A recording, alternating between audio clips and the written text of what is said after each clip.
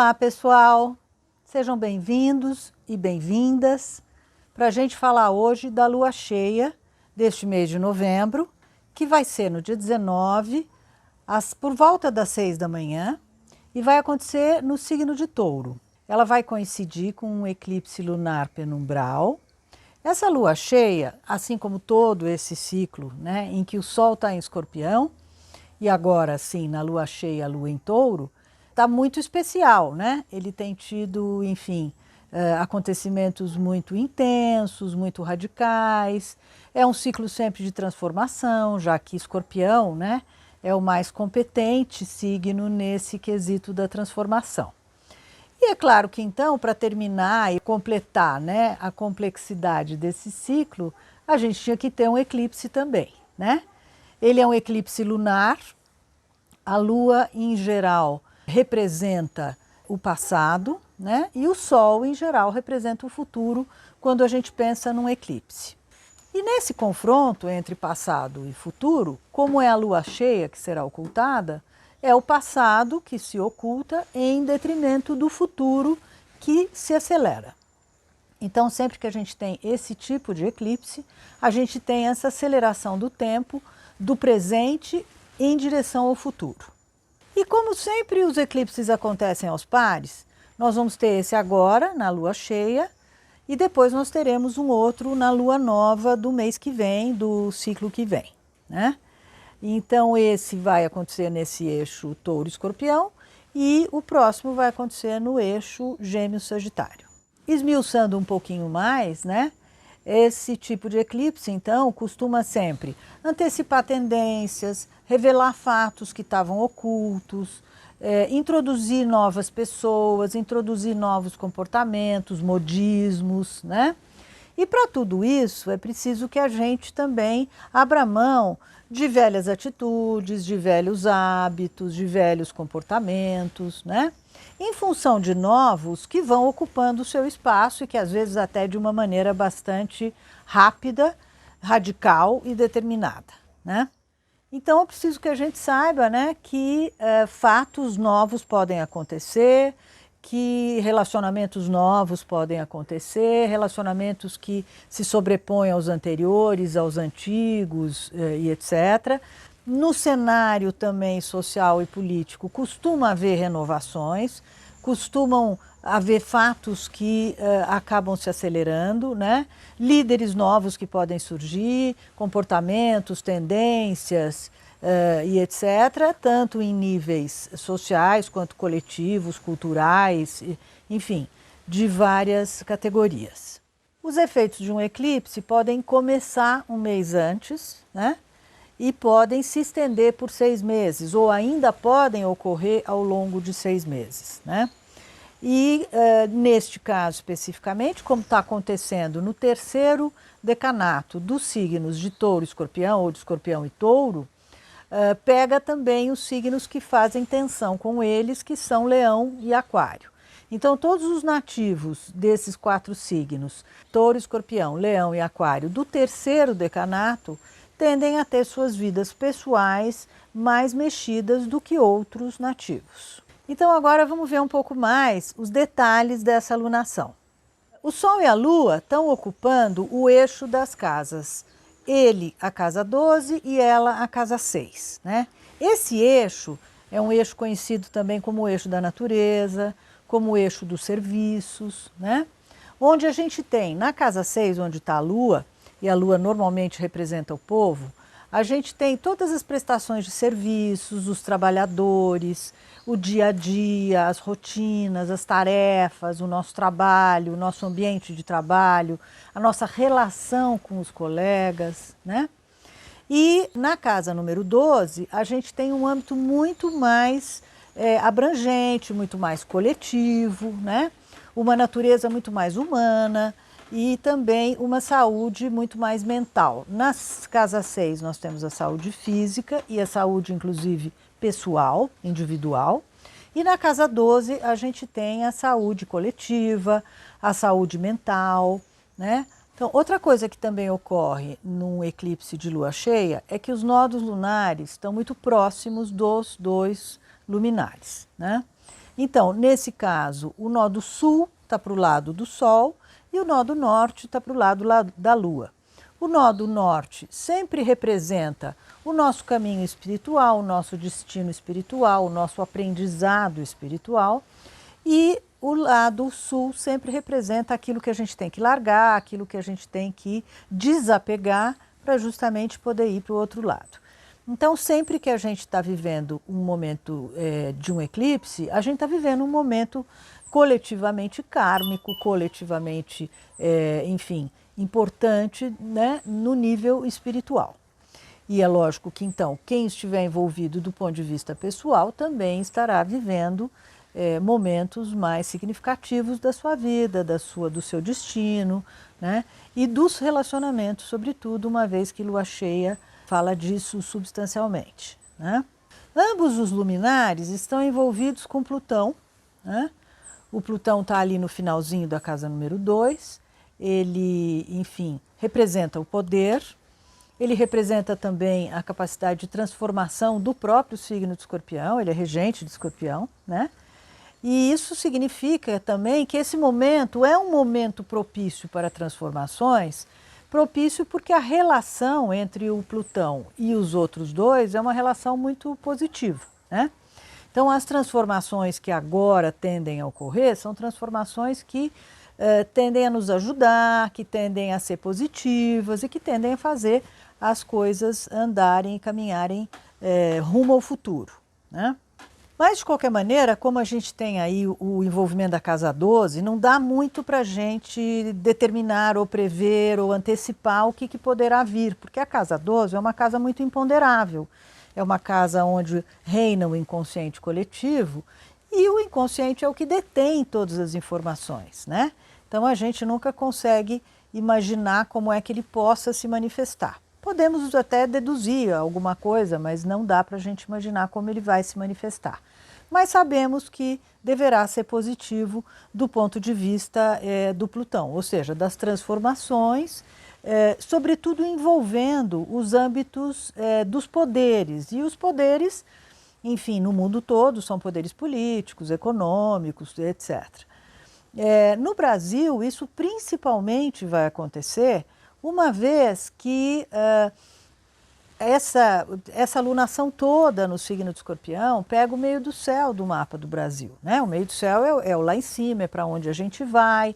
E as 3 casas que ficam, né? A casa 10, que é a central, e as 2 que fazem vizinhança com ela, portanto a 9 e a 11, são todas casas dos poderes, judiciário na 9, executivo na 10 e legislativo na 11, né?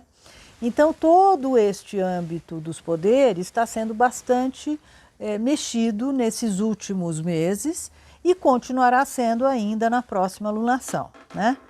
E é interessante a gente ver que na casa 12 a gente tem 3 planetas, né? 3 elementos, como se cada um deles estivesse de alguma maneira, né, representando cada um dos poderes. Então nós temos juntamente com o Sol o Mercúrio, né, que pode ser um poder mais articulador, talvez parecido com legislativo, eventualmente, o Sol, que muito mais representa o executivo, claro, e o Marte, que neste caso estaria representando o poder judiciário.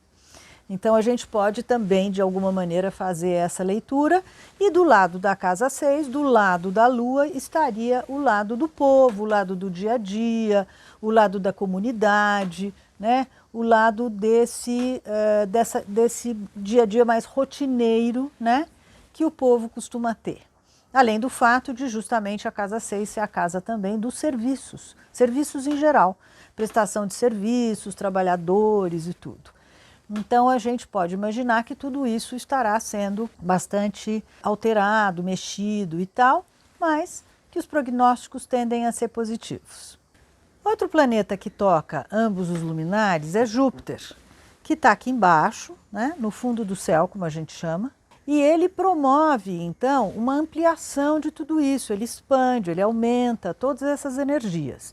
É claro que por ele ser um planeta muito positivo, ele empresta, né, uma humanização ao momento, ele impressa uma positividade, uma esperança, uma alegria, ele promove solidariedade, ele promove uma união do coletivo como um todo, ele promove justiça, e isso tudo é muito positivo. Mas, ao mesmo tempo, ele camufla um pouco a realidade, porque ele doura um pouco a pílula, né? E a gente acaba, eventualmente, se enganando um pouquinho com a presença dele, achando que as coisas estão melhores do que na verdade podem estar. Outro planeta que também promove um pouco esse efeito de camuflagem, esse efeito de dourar a pílula, é Netuno. Ele até está fazendo uma posição confortável, uma relação confortável com o Sol e a Lua, está na casa número 4, está trazendo também uma humanização para o momento, uma sensibilidade, está nos contando também que esse momento tende a ser mais charmoso, mais artístico, mais cultural, né? Mas ele também, de certa maneira, nos doura a pílula e faz com que a gente não veja exatamente a realidade como ela é. E só lá no finalzinho, né? Porque você veja, o Sol está lá na casa número 12, né?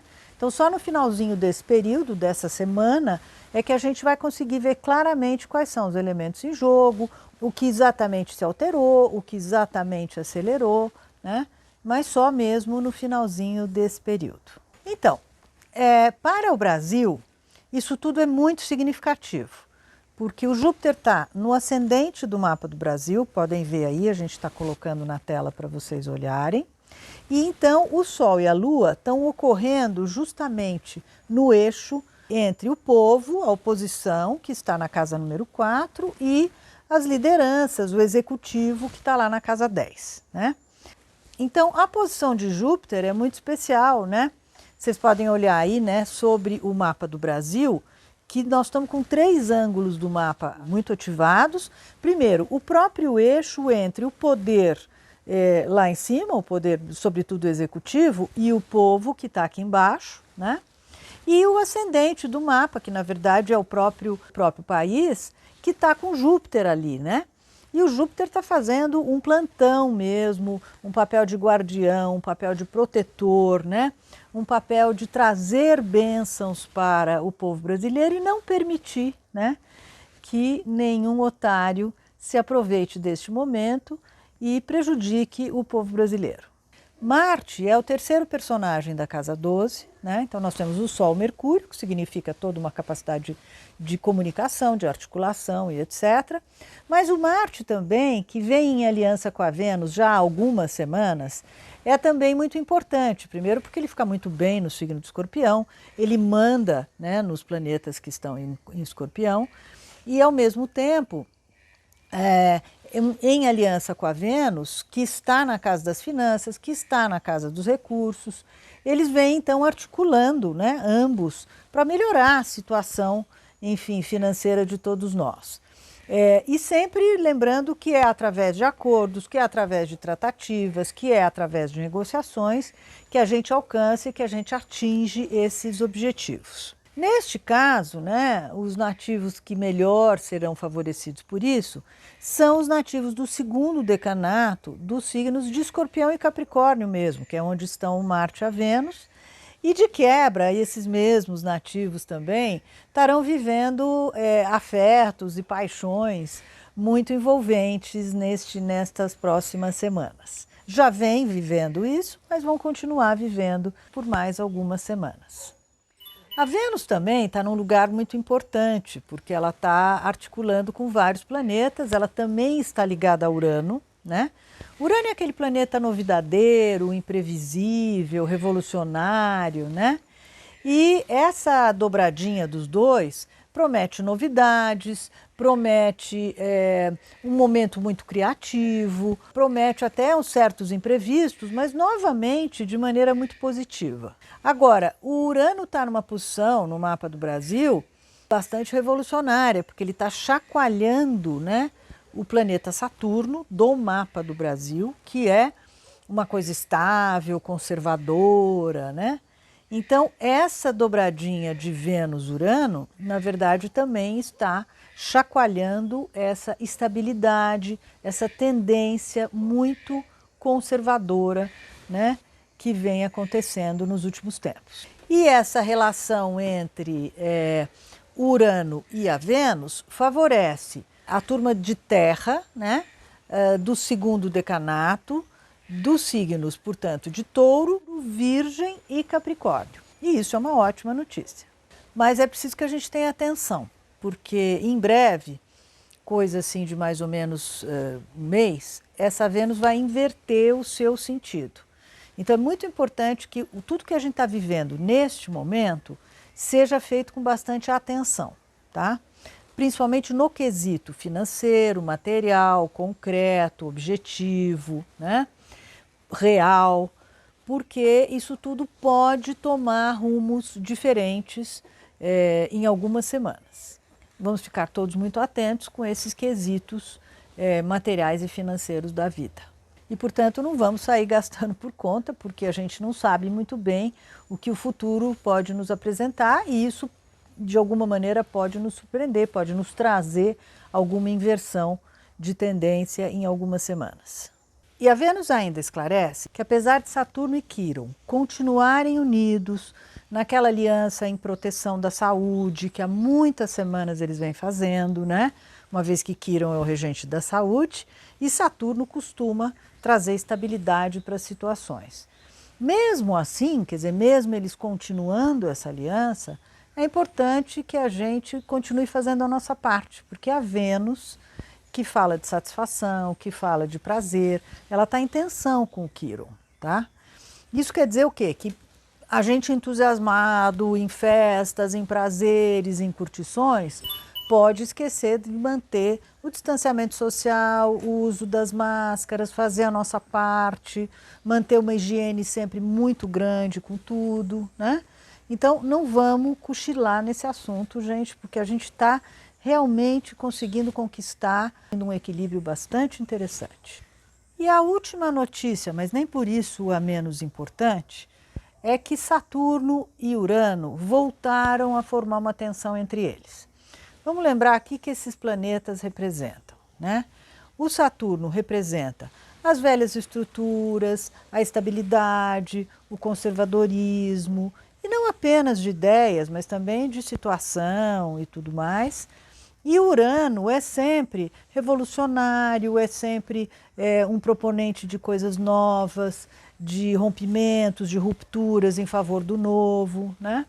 E eles voltaram então a formar uma tensão que eles vêm fazendo em várias ocasiões neste ano.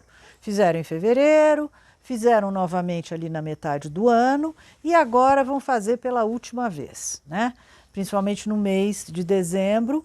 Mas isso é muito importante porque agora sim é a hora das quedas de braço e das decisões mesmo entre o velho e o novo, entre a velha guarda e a nova, entre as tendências antigas e as novas tendências, entre o antes da pandemia e o depois da pandemia, né?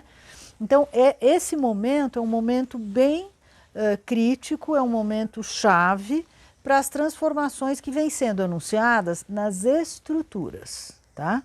Então, é importante que a gente fique atento, porque podemos viver nas próximas semanas disrupções, rupturas, rompimentos, alterações de bastante monta, de bastante radicalidade, ok? Então, chegou a hora da gente ver quem é que vai levar a melhor, né? Então, eu convido vocês a entrarem no site, conferirem o texto, que é sempre um pouco mais detalhado, olharem também as recomendações para os seus signos solares e para os seus signos ascendentes, né? Para saberem como lidar melhor com cada uma das situações que vão ocorrendo essa semana, inclusive ao longo dos dias, como é que o céu vai mudando, vai se transformando e vai apresentando novas oportunidades para a gente poder tomar boas decisões na vida, ok? Então, uma boa lua cheia, não esqueçam de comemorar, porque é sempre um fenômeno maravilhoso, né? E até a próxima semana. Tchau! E tem mais, a verdade vem com o tempo, não expressa o sentimento, deixa o coração falar até um dia o amor encontrar o seu momento, deixa ele ao sabor